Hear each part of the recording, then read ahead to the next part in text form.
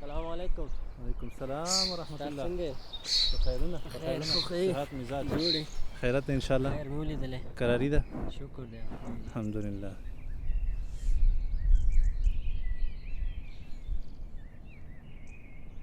خیره زمانه ده به دا ملایان هم په فیسبوک کې نښتي دا رجیم میاشت وګوره او د دې دا فیسبوکونه وګوره. لکه موږ ته دې ویلې ما ته دې ویلې نو تا ته مې نه دي ویلي. مقصد چې ما دې بدګماني نه کړي. ګوره دا ما د قرآن شریف تلاوت کوو زه به دا هغه کوم لږ بې ودرومه که نه نو بدګماني خو دې رامندې وکړه. نن سبا خو دا بدګمانیانې ډېرې زیاتې شوي دي که نه. بس الله دې رحم وکړي. بدګماني دا ډېر یو لوی هغه ده ناوړه صفت ده که نه چې په چا کې. زه دلته راغلم ډېره ښایسته فضا وه نو دا میاشت هم د قرآن شریف میاشت راځه لږ تلاوت پکې وکړو.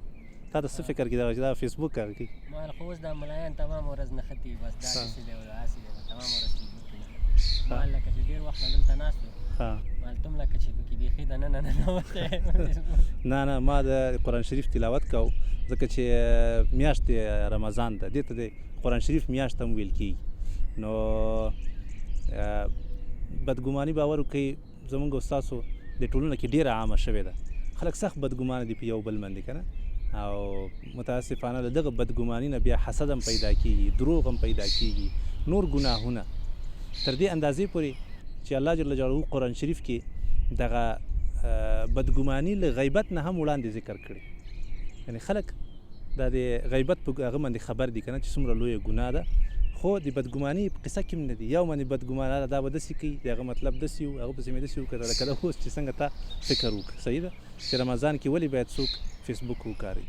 الله جل جلاله قرآن شریف کې فرمایي سورة حجرات کې چې ای مؤمنانو تاسو بدګماني مه کوئ ځکه بدګماني دا ګناه ده. ګمان په چا باندې مه کوئ ځکه دا ګناه ده. بیا له هغه نه وروسته وایي غیبت مه کوئ. صحیح ده ځکه چې اول دې بدګماني وکړه بیا به غیبت کوي. صحیح شوه. غیبت نه وروسته به بیا پسې خبرې شروع کوي. خبرې نه وروسته به بیا تی حسد ورسره کوي دښمنیانې او کنځاوې او جنګونه رامنځته کېږي. نو بدګماني هېڅ وخت کې هم ښه نه ده. باید ښه ګمان وکړو یو بل باندې.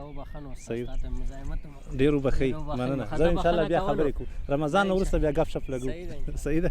السلام علیکم.